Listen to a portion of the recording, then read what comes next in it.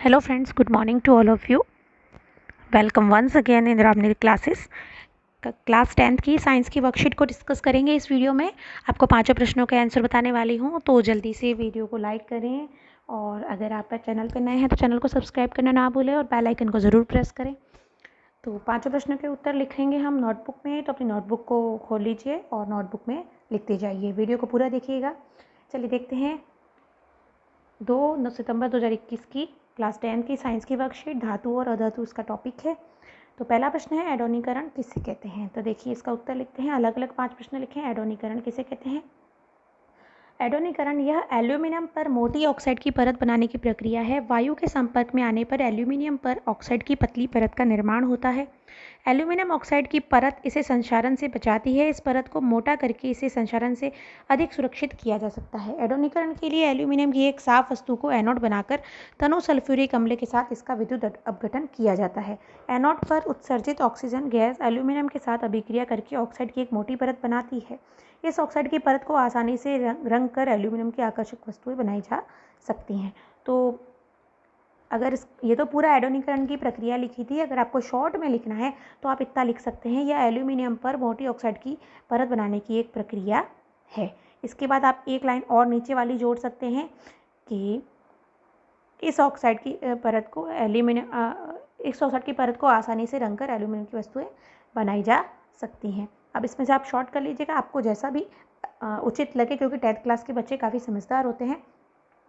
देखिए दूसरा प्रश्न है एक्वारेजिया क्या है। एक्वारेजिया क्या है, दूसरे प्रश्न का उत्तर देखिए। तो एक्वारेजिया यह रॉयल जल का लैटिन शब्द है। यह 3:1 के अनुपात में सांद्र हाइड्रोक्लोरिक अम्ल एवं सांद्र नाइट्रिक अम्ल का ताज़ा मिश्रण होता है।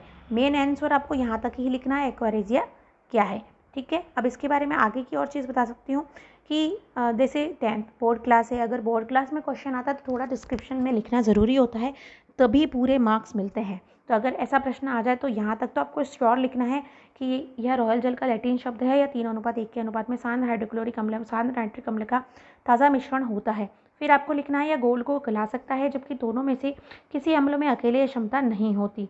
एक्वारेजिया भभकता हुआ द्रव होने के साथ प्रबल संक्षारक है। यह उन अभिकर्मकों में से एक है जो गोल्ड एवं प्लेटिनम को गलाने में समर्थ होता है। तो पूरा अगर उत्तर लिखेंगे तो पूरे मार्क्स आएंगे। चलिए देखते हैं तीसरा प्रश्न। तीसरा सवाल था सक्रियता श्रेणी किसे कहते हैं, इसका क्या लाभ है। इसका भी एक आदर्श उत्तर लेके आई हूँ मैं आपके साथ सामने तीसरे प्रश्न का।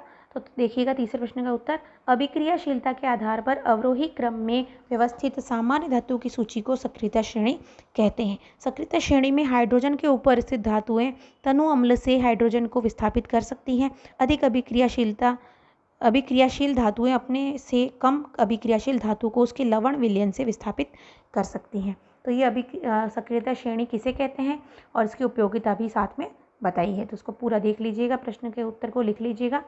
तो देखते हैं नेक्स्ट क्वेश्चन नंबर 4। तो चौथा प्रश्न है आयनिक यौगिक भंगुर होते हैं, इस कथन से क्या तात्पर्य है। ठीक है, आयनिक यौगिक भंगुर होते हैं, नाम से स्पष्ट है भंगुर होते हैं, इसका मतलब वो टूटते जल्दी हैं। तो इसका उत्तर मैंने लिखा है, एक ही लाइन का है, क्योंकि आयनिक यौगिक थोड़े से दबाव से टूट जाते हैं, इसलिए इन्हें भंगुर कहते हैं। ठीक है, पांचवा प्रश्न देखिए। पांचवा प्रश्न क्या था, आगे देखेंगे। पांचवा प्रश्न है ठोस अवस्था में आयनिक यौगिक विद्युत का चालन नहीं करते, लेकिन गलित अवस्था में विद्युत का चालन करते हैं, क्यों। तो आपको आयनिक यौगिक की विद्युत चालकता के बारे में यहाँ पर पूछा गया है। तो विद्युत चालकता के बारे में लिखना है। देखिए आगे देखिएगा।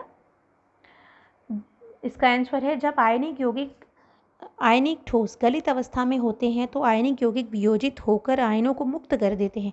इस तरह स्वतंत्र अवस्था अर्थात गत्यात्मक अवस्था में होने के कारण विद्युत का चालन करने लगते हैं। ठोस अवस्था में आयनिक यौगिक गति करने के लिए स्वतंत्र नहीं होते, इस कारण ठोस अवस्था में ठोस विद्युत का चालन नहीं करते। तो देखिए गलित अवस्था में क्यों करते हैं और ठोस अवस्था में क्यों नहीं करते हैं, इसका कारण बिल्कुल बता दिया है कि ठोस अवस्था में आयनिक यौगिक गति करने के लिए स्वतंत्र नहीं होते हैं, इसलिए विद्युत का चालन नहीं कर पाते हैं।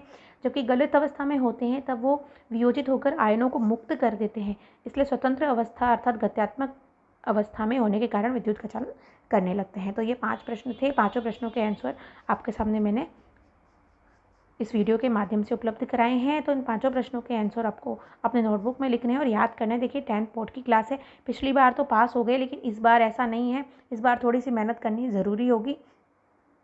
तो इस वीडियो को पूरा देखने के लिए धन्यवाद और इन प्रश्नों के उत्तरों को आप याद ज़रूर कर लीजिएगा। और नेक्स्ट वर्कशीट में तब तक हम नेक्स्ट वर्कशीट के लिए मिलते हैं नेक्स्ट वीडियो में।